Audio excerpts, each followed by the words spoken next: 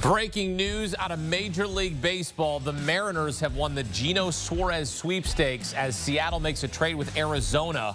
Suárez, the top bat on the trade market, rejoins Seattle after spending 2022 and 2023 in the Pacific Northwest. Suárez has 36 home runs and his 87 RBI are tied with Cal Raleigh for most in the majors.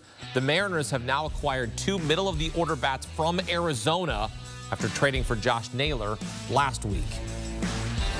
And for more, welcome in CBS Sports HQ MLB analyst Chris Welsh. The Mariners get Eugenio Suárez, a reunion with Eugenio Suárez, and this is like winning the lottery, right, Chris? Because now this lineup just got a whole lot better.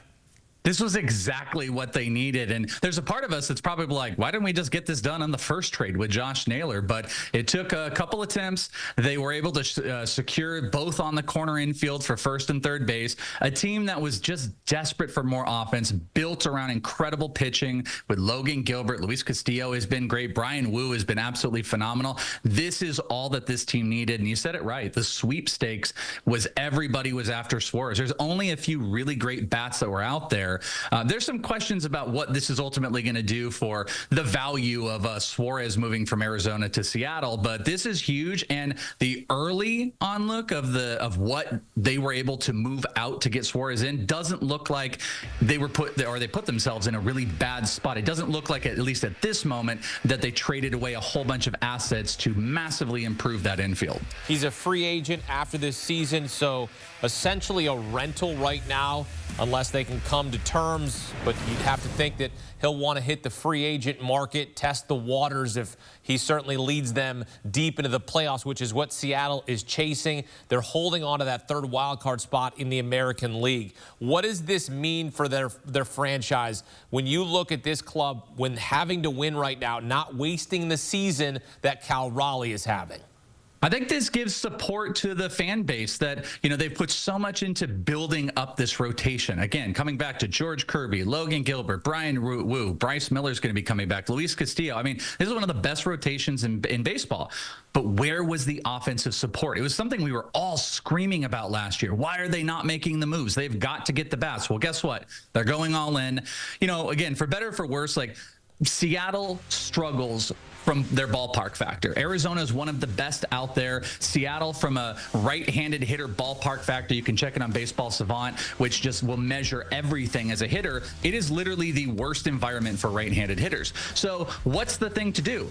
Go and get a guy that isn't built around batting average. He's built around dingers. This guy has had an over 60% no-doubter home run percentage, which is the highest of his career. And all that means is he's hitting tanks further than he's ever done before, and it's not in question. So this is a ballpark that takes some finessing on the offensive side. Josh Naylor isn't built around being a big home run guy. He's a guy that drives guys in. He's a doubles hitter. He's a high batting average guy. Well, now you got Suárez, who, the worst case scenario for him is putting him in a bad ballpark, except that he's just crushing balls. And, the way that the ball is flying off of his bat this year, pushing into like a 50 home run potential, Seattle, any ballpark, it doesn't really matter. This is actually the perfect piece that they could have brought in with Naylor to build around this offense and just build the support of what they've needed to do for the last couple of years. And it has put an offense with this incredible pitching staff.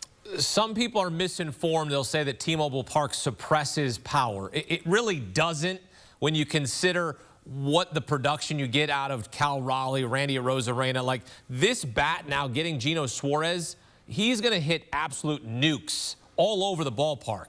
Where are you putting him in the lineup if you're Dan Wilson? As far as where I think he should line up, I think 4. I think 4 is the sweet spot. I wouldn't be surprised if they mess around because, they've got some ability at the front end of the lineup with what they want to do with Julio and Randy Arozarena. But I think doing something along the lines of like a Julio, Arozarena, Naylor, and then Gino being right behind him, you're putting yourself exactly as you said. Like the ballpark factor, it does kind of stink in Seattle. That's nothing new to anybody else. But from a home run perspective, it is higher than quite a few other teams, and Gino is going to raise that. So you've got a really great RBI driver right in front of him, and just let him clean it up because he has been clutch this year. We do have a track record of what he was, as you mentioned at the beginning of the broadcast, where in 2022 and 2023, he was a lesser of a guy hitting around 230. We just got to hope that the average is going to stick up, and he is going to be driving in those guys to get a lot of run support for this team. Oh, the good vibes have already been taking place in Seattle. Now more good vibes continue because you've got the Arozarena home run trot, and now you bring the Suarez home run trot. The people who are familiar, they know it's entertaining when rounding third. So I'm looking forward to seeing that again. In terms of what people really want to see in Seattle is a world championship. And it's not out of the question to sit here and go, the Mariners are World Series contenders with this move. Do you agree or disagree with that when you sit here and talk about the Dodgers, the Mets, the Yankees, the Phillies, all these big franchises? Where do the Mariners fall in? Because this is a club, this is a franchise that this is exactly what they're trying to do. Emphatically agree with you. I mean, this is the move that they had to do. I'll tell you this. I don't think they're done, even though they've made a couple of these big moves. There have been rumors about them being involved in that closer market. They've got a phenomenal closer in Andres Gimenez, but you can never solidify that enough. We've clearly seen that today with teams making big moves, whether it was Philly or the Mets. The Mets getting a top-end closer that's not going to even close for them. So we know what the price is, but here's the one thing that the Mariners have over so many other teams that are out on the market. They've got all the prospects. What they were able to do on the rental side, they haven't even scratched the surface of depleting their minor league system. So this move, I think, absolutely puts them near the tippy top because you already have the rotation as an A+.